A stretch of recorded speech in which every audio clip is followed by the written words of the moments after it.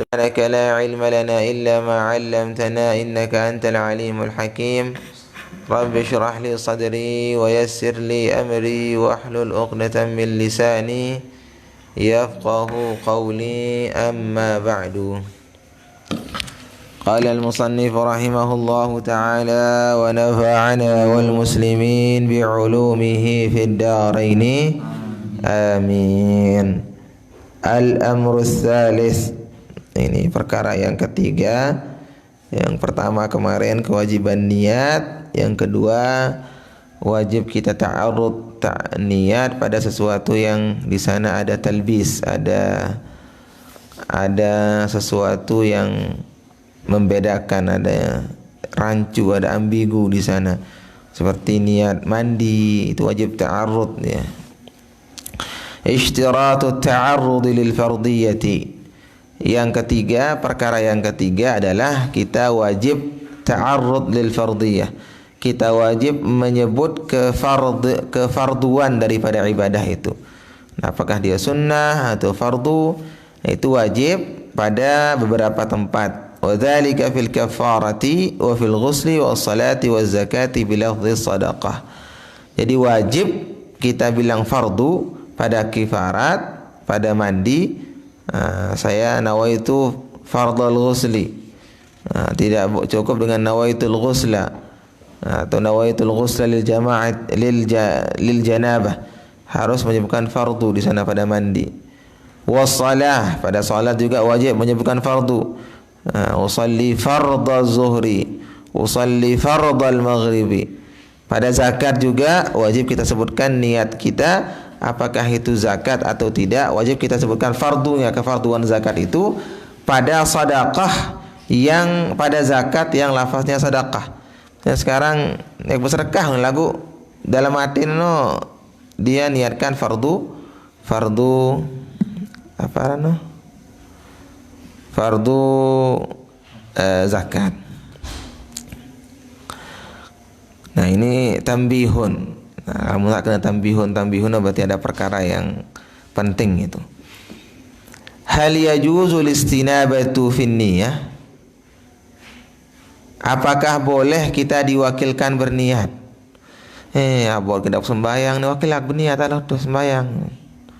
Boleh atau tidak? Nah, ini ada beberapa tempat yang boleh. Qala Ibnul Qas wa ghairuhu, berkata Ibnul Qas dan selain daripada Ibnul Qas, la yajuzu at-tawkilu fi niyyati illa fi maqturinat bi fi'lin. Tidak boleh kita mewakilkan niat itu kecuali pada ibadah yang di sana langsung ada aksi, ada pekerjaannya. Katafriqati zakatin, seperti membagi zakat. Wa zabhi udhiyatin, dan memotong kurban. Wa shaumin 'anil mayyiti, dan puasa atas mayit yang sudah meninggal. Wa hajjin, dan juga haji. Ini kan ada pekerjaannya. Seperti bagi zakat, arah pegawaian atau ndek? Arah pegawaian langsung. Seperti memotong kambing, arah pegawaian. Kemudian puasa, arah pegawaian. Puasa orang yang mati itu kanggo untuk wakilan, sekalipun khilaf bainal ulama itu.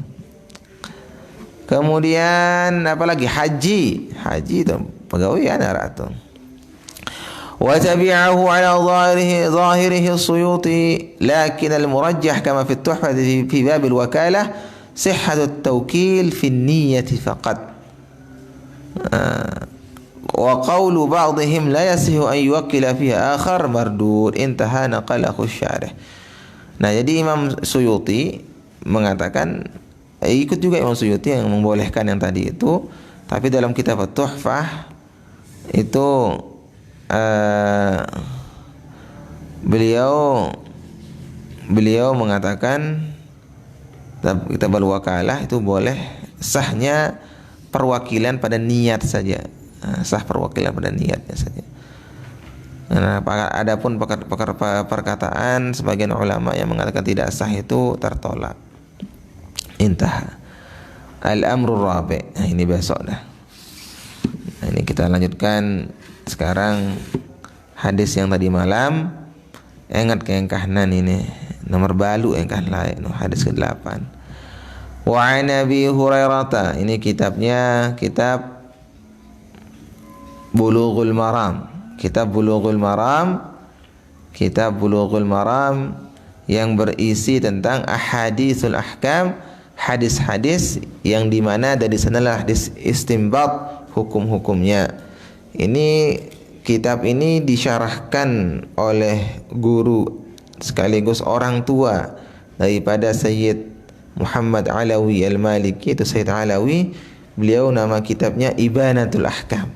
Nah, Ibanatul Ahkam itu kitabnya sudah sistematis caranya.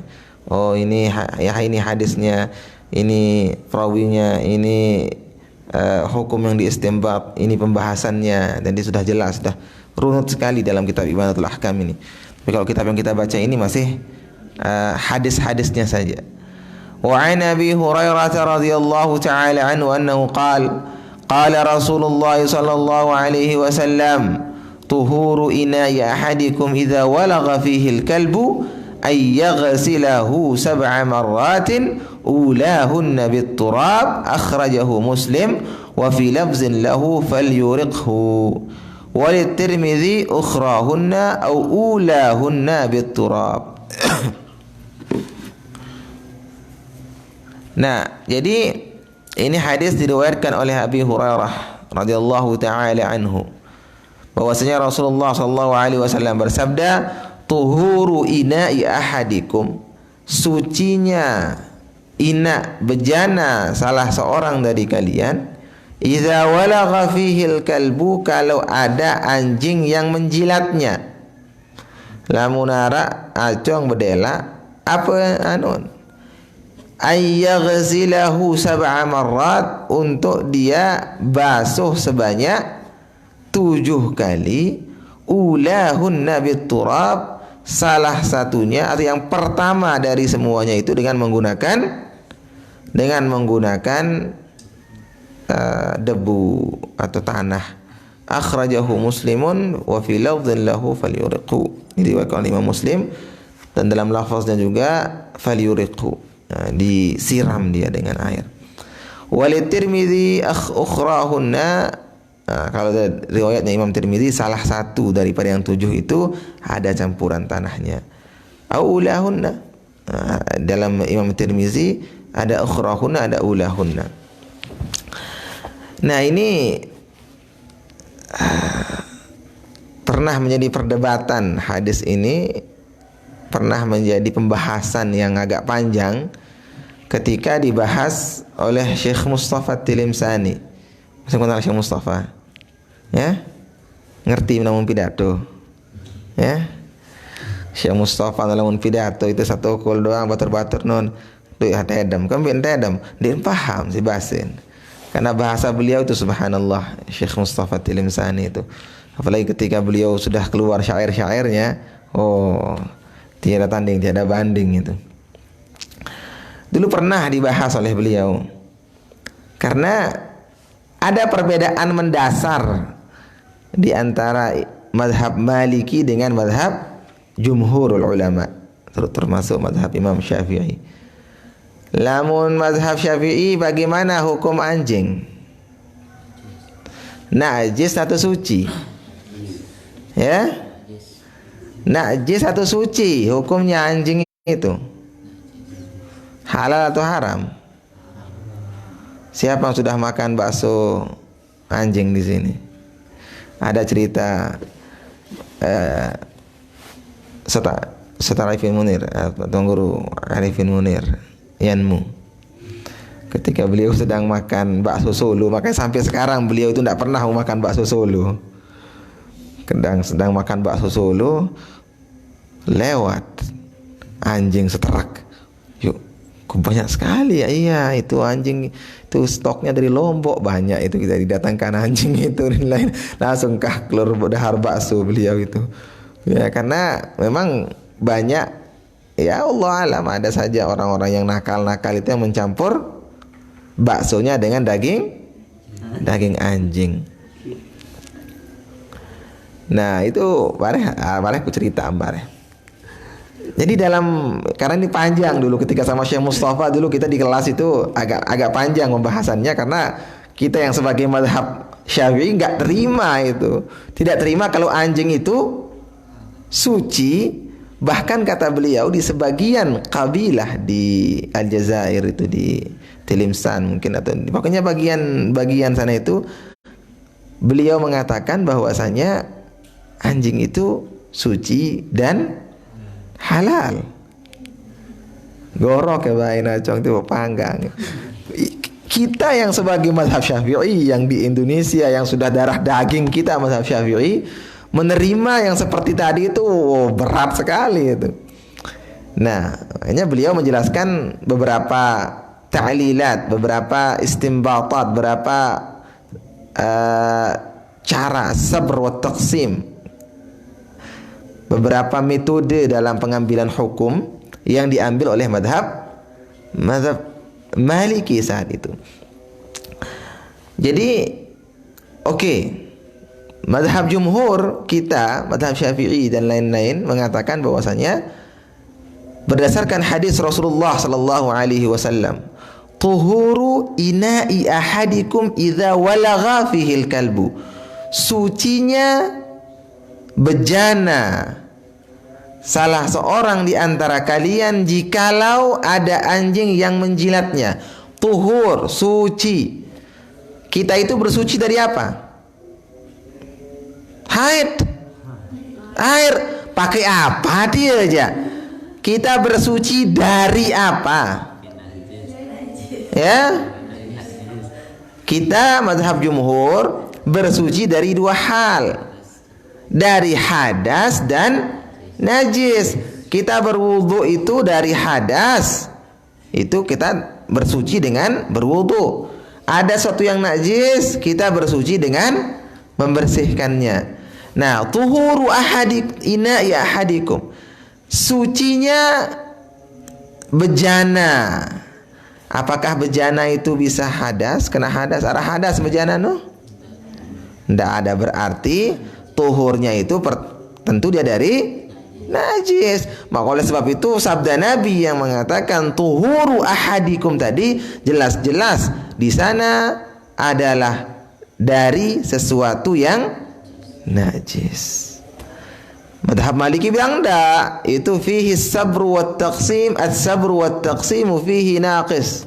Sabar, pengujian di sana, pengujian, wat taqsim dan pembagian illat-illat yang ada di dalam hadis tadi itu kurang. Kalian madhab Syafi'i, madhab jumhur mengatakan hanya bersuci itu dari dua. Sedangkan secara akal kita itu bersuci dari berapa? Firman yang bersuci Madun. Pakai. Dek babah yang tadi menang pakai ni Bersuci dari berapa? Orah itu fasah orah itu tadi tadi. Bersuci dari berapa? Dari 3. Yang pertama hadas, yang kedua najis, yang ketiga dari kotoran. Bersuci dari kotor ini. Angka jam itu letak lalu nanggung dia. Suci masih juga ini. Dia cuma kotor-kotor. Ada cerita nih. Lo ibu cerita kan? Ada cerita. Ada satu ulama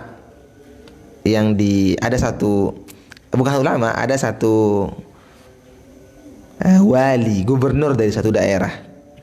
Ada gubernur dari satu daerah, dia itu datang di satu tempat yang gubernur ini mazhabnya Maliki, datang ke satu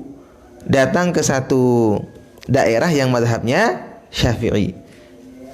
Gubernur ini ingin untuk menjadikan mazhab Syafi'i sebagai mazhab di daerah yang baru dia pimpin itu. Nah, akhirnya dia panggil satu ulama Syafi'i. Ruan tangkung nanutin ben dia itu bajunya lapuk tok tain dare. Dia tain dare. Tain apa no?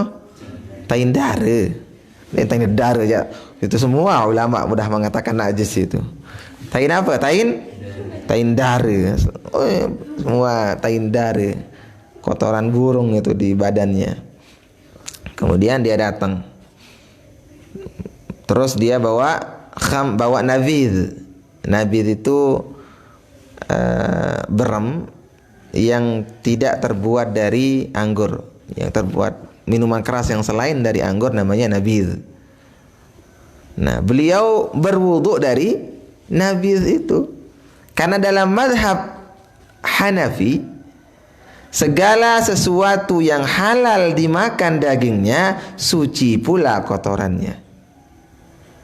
Dan nabidh itu juga bisa dipakai untuk bersuci, bisa dipakai untuk berwudu. Kira-kira beremberuan.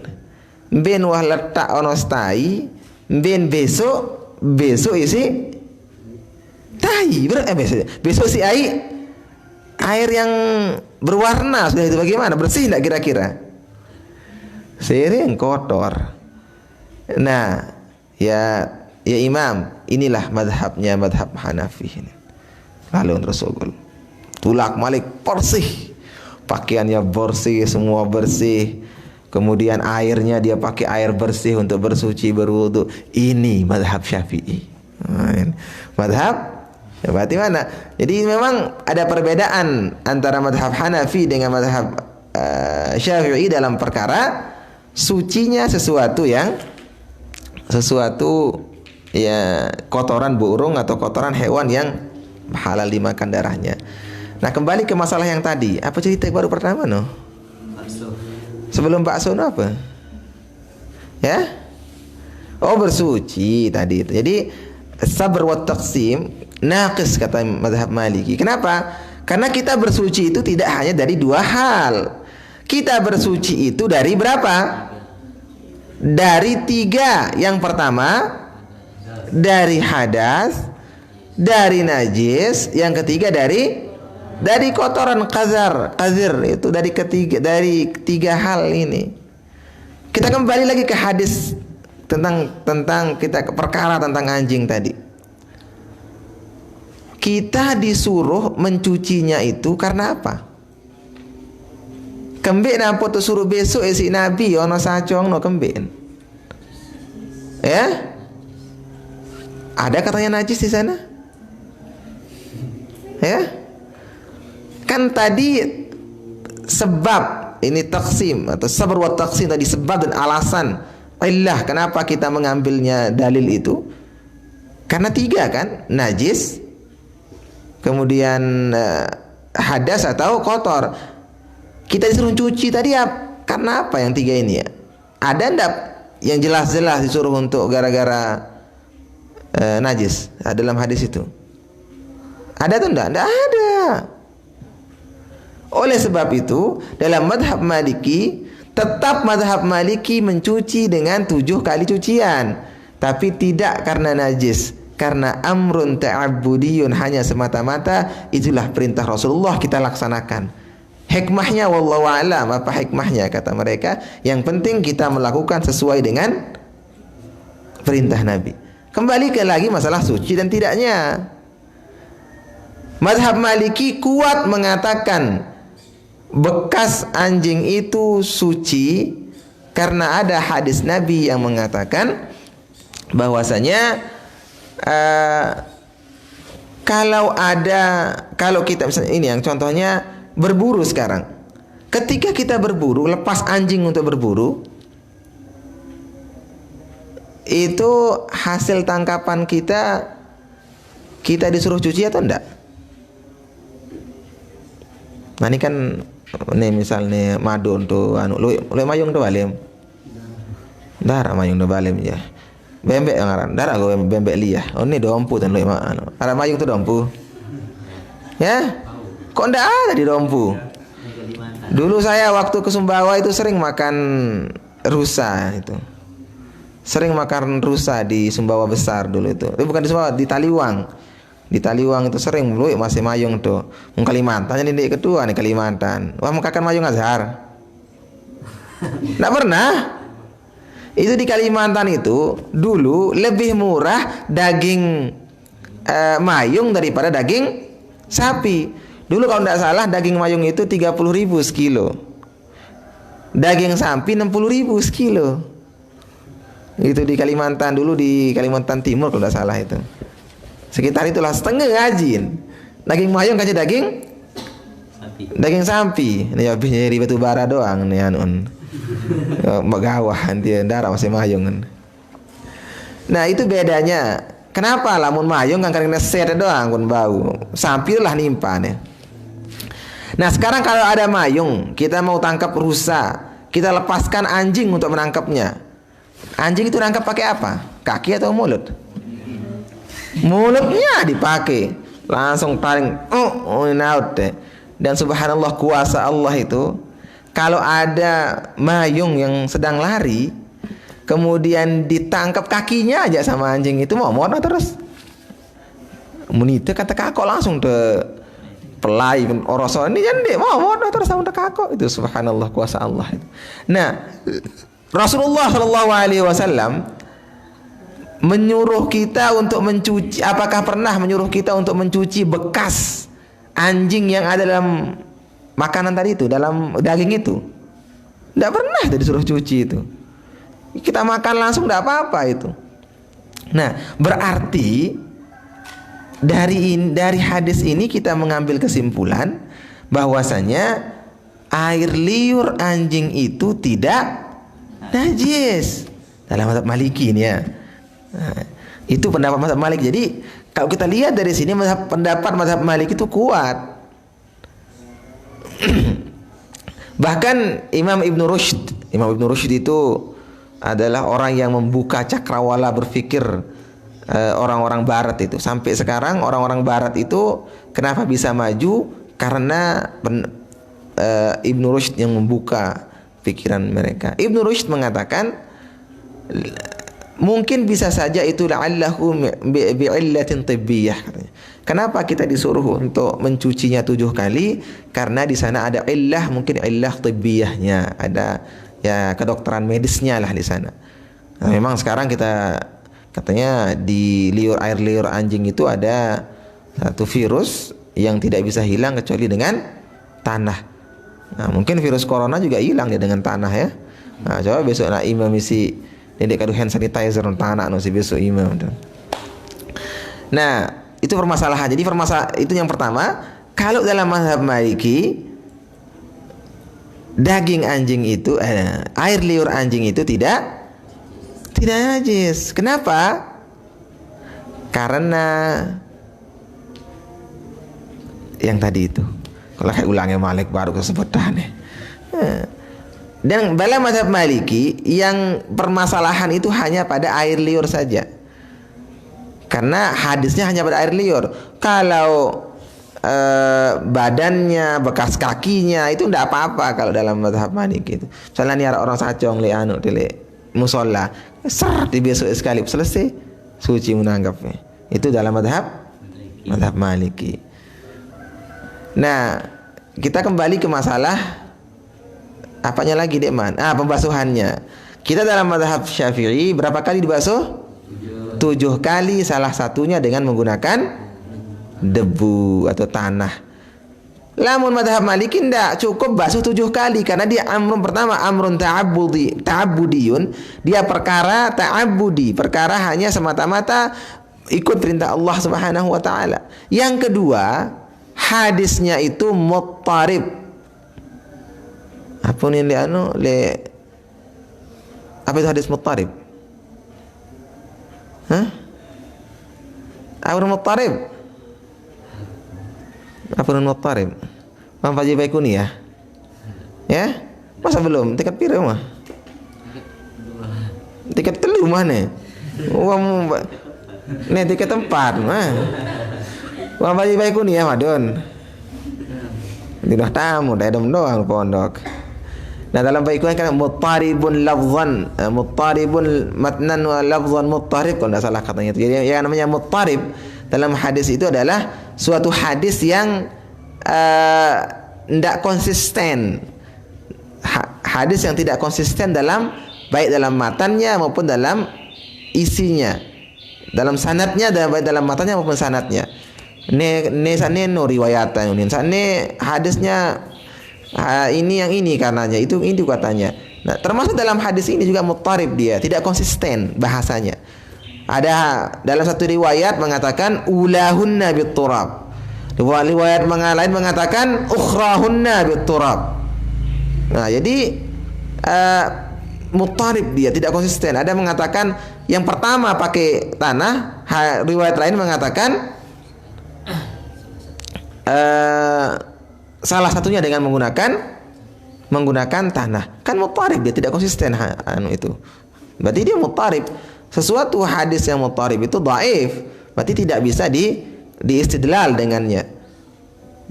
Nah, ada lagi mengatakan, loh, itu hadis itu rawahu siapa kan tadi di sini? Hayo riwayat urutnya. Ya? Siapa? Siapa yang meriwayatkan di sini? Akhrajahu Muslim. Akhrajahu Imam Muslim.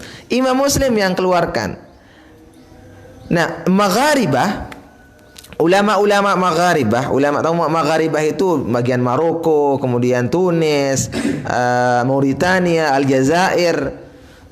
Itu semuanya magharibah. Libya itu daulah magharibah, itu Maghrib al-Arab. Mereka mazhabnya Maliki semua. Kita yang di timur, Irak, Hijaz dan lain sebagainya, Irak, Hijaz, terus Mawara an-Nahr, itu Persia, Afghanistan, Kyrgyzstan, semuanya itu ke sana. Mereka mengedepankan Imam al-Bukhari sebagai asahhul hadis, asahhul kitab ba'da kitabillah. Itu mereka mengagung-agungkan Imam al-Bukhari. Beda halnya dengan di Maghrib al-Arab, itu mereka lebih mengutamakan Imam Muslim di sana. Jadi Imam Muslim dulu, baru Imam al-Bukhari. Nah, memang dari segi penulisan Imam Muslim itu luar biasa. Dia sudah ada judul, tidak ada judulnya, tapi sudah runtut sekali dia. Sudah luar biasa Imam Muslim itu. Ada satu syair mengatakan tasyajara qaumun fil Bukhari wa Muslimi ladayya wa qalu ayyu zaini muqaddamu, katanya. Jadi tasyajara qaumun fil Bukhari wa Muslimi, ada berbeda pendapat, ada bersiak dengan li julung ke antara tentang Bukhari dan Muslim. Ladayya, di hadapanku mereka kelahi. Ayyu zaini muqaddamu, siapa di antara dua ulama ini yang lebih diutamakan? Faqultu laqad faqa al-Bukhari sihhatan kama faqa fi husni as-sina'ati Muslimu. Maka aku katakan bahwasanya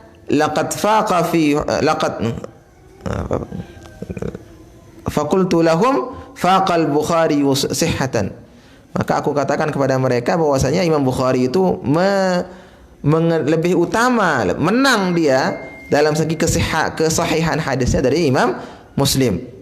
Kama faqa fi husni sina'ati Muslimu, sebagaimana Imam Muslim lebih unggul dari Imam Bukhari pada konsistensi atau pada sistematika penulisannya. Jadi sistematika penulisannya Imam Muslim lebih unggul daripada Imam Bukhari. Tapi dalam segi kesahihannya Imam Bukhari unggul daripada Imam Muslim. Nah, kita ada mengatakan, loh, Imam Muslim ini kan hadisnya riwayat Imam Muslim. Orang-orang Maghrib itu luar biasa dia tentang Imam Muslim itu. Lalu kenapa kalian menolak hadis yang diriwayatkan oleh Imam Muslim sendiri, kalian tolak? Apa jawaban mereka? Oh, jadi Imam Muslim itu dalam sistematika penulisan beliau luar biasa. Jadi Imam Muslim akan menyebutkan hadis yang paling sahih di atas, kemudian akan mengeluarkan syawahid yang kurang kesahihannya di bawah. Nah, kalau lihat hadis ini dalam Sahih Muslim, ini tidak berada di bawah babnya langsung, tapi di bawah tempatnya. Ini menunjukkan bahwasanya hadis ini sendiri dalam Imam Muslim kurang sahih. Ya. Nah, jadi itu. Nah, ini kenapa saya keluarkan ini untuk kita sama-sama mengambil iktibar bahwasanya hukum itu tidak serta-merta dibuat seperti itu. Ini hukum enggak. Panjang prosesnya hukum itu. Dilihat ini ilahnya apa, ini sahihnya bagaimana, ini perawinya siapa, ini matannya bagaimana. Itu panjang prosesnya. Dendek nani arak dengan mau hadis sekek, oh langsung. Kamu ikut siapa? Ikut Nabi atau ikut Imam Syafi'i? Hayam turut. Hah? Imam Syafi'i yang turut? Hah? Madon. Nani arak dengan kena. Kamu mau ikut Nabi atau ikut Imam Syafi'i? Hayam turut. Berarti dia turut Nabi. Dia turut Imam Syafi'i berarti ya. Kah mazhab Syafi'i? Ya? Azhar. To Kalimantan lema. Alat dengan kena kamu mau ikut Nabi atau mau ikut Imam Syafi'i? Apa mau dijawab? Ya? Jawab apa? Batam. Nah, pertanyaannya salah. Batam ingat apa ini? Madun ini. Nah, pertanyaannya yang salah. Jadi yang kita ikuti itu bukan Nabi, bukan Imam Syafi'i. Yang kita ikuti itu siapa? Apa yang kita ikuti? Nabi sendiri mengikuti. Dia tua ikut Nabi. Apa yang kita ikuti? Yang kita ikuti itu adalah ajarannya Nabi.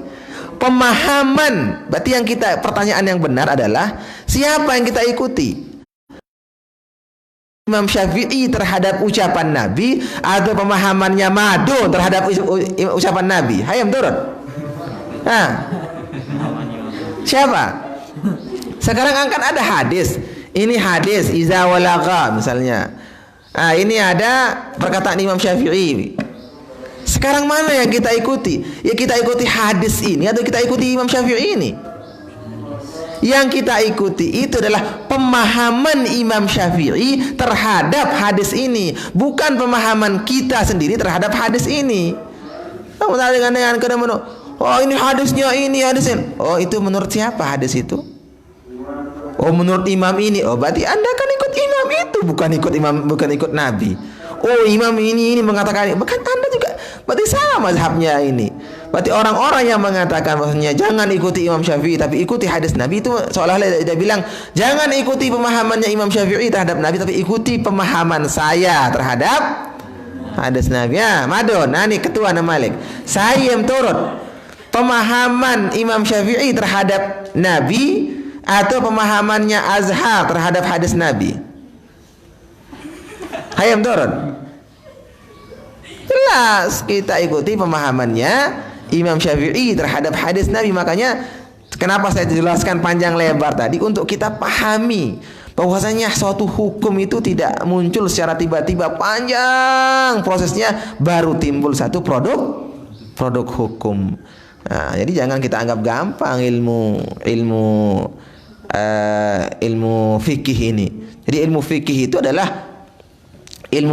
itu adalah intisari daripada Al-Quran dan Sunnah. Jadi ilmu fikih itu adalah intisari daripada Al-Quran dan Sunnah. Nah, oleh sebab itulah kenapa Babah di sini tidak begitu apa istilahnya? Dia girang lalu lah, dia culuk-culuk lalu lah ya, pinak-pinak tahfiz dan lain sebagainya. Kenapa? Karena beliau pernah bilang dulu, kalau Al-Quran itu kita hafalkan, kemudian kita lupa yang kita hafal tadi, berdosa atau tidak? Berdosa. Tapi kalau sekarang kita di sini lebih fokus kepada pemahaman terhadap Al-Quran dan Sunnah dengan ilmu alat, kan di sini yang ditekankan, kita menekankan bagaimana cara kita memahami Al-Quran dan Sunnah, bagaimana cara kita memahami kitab-kitab turas itu. Tidak bisa kita pahami kitab-kitab turas tanpa kita memahami ilmu alatnya. Apa ilmu alatnya? Nahwu, sharaf, balaghah, mantiq dan lain sebagainya. Itu ilmu alatnya. Jadi kita tidak bisa memahami itu tanpa ilmu alatnya. Jangan nanti menjadi penghafal Al-Quran, penghafal hadis, kemudian menyalah-nyalahkan ulama, menyalahkan para pendahulu-pendahulu kita. Tidak, mereka lelah, capek mereka itu. Jadi babah di sini lebih mengedepankan bagaimana kita memahami Al-Qur'an sunnah itu. Dengan cara kita memahami intisari yang sudah capek-capek para ulama-ulama kita dahulu menyusunnya. Boleh, tidak apa-apa menghafal Al-Qur'an, ya habis nih hafal Al-Qur'an. Tapi apa tutup nuah?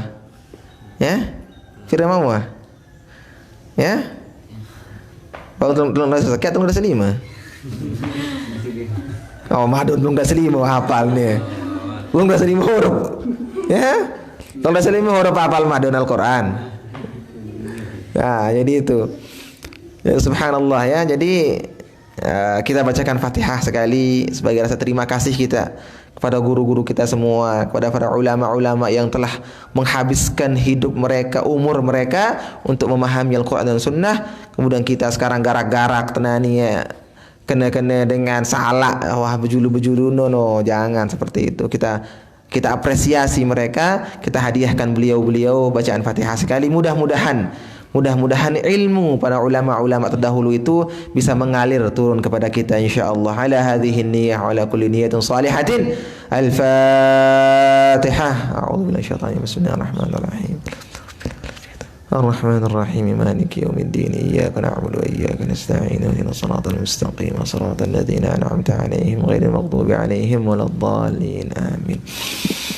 بسم الله الرحمن الرحيم ربنا انفعنا بما علمتنا ربي علمنا الذي ينفعنا ربي فقهنا وفقه أهلنا وقرابات لنا في ديننا مع أهل القدر أنثى وذكر ربي وفقنا ووفقهم لما ترتضى قولا وفعلا كرما وارزق الكل حلالا دائما وأخل أنقياء علما نهضى بالخير ونكفى كل شر ربنا أصلح لنا كل شؤون وأقر بالرضا منك العيون واقضي أنا ربنا كل الديون قبل أن تأتينا رسل المنون واغفر استر أنت أكرم من ستر ربنا يا ذا الجلال والمنن انشرا لي وأنا أخضت الوطن واحفظنها دائما من الفتن واهدي رجالها على السنن وانصرنهم في العشايا والبكر وصلاة الله تغشى المصطفى من إلى الحق دعانا والوفاء بكتاب فيه للناس شفاء وعلى الآل الكرام الشرفاء وعلى الصحب المصابه الغرر